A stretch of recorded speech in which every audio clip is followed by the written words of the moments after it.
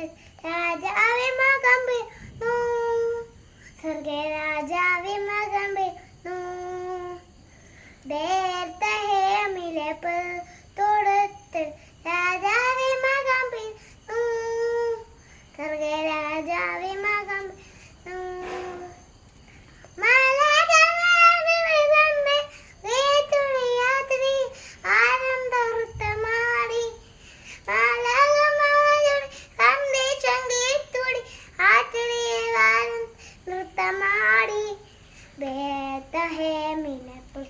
തോടത്തിൽ രാജാവേ മകം വീണു.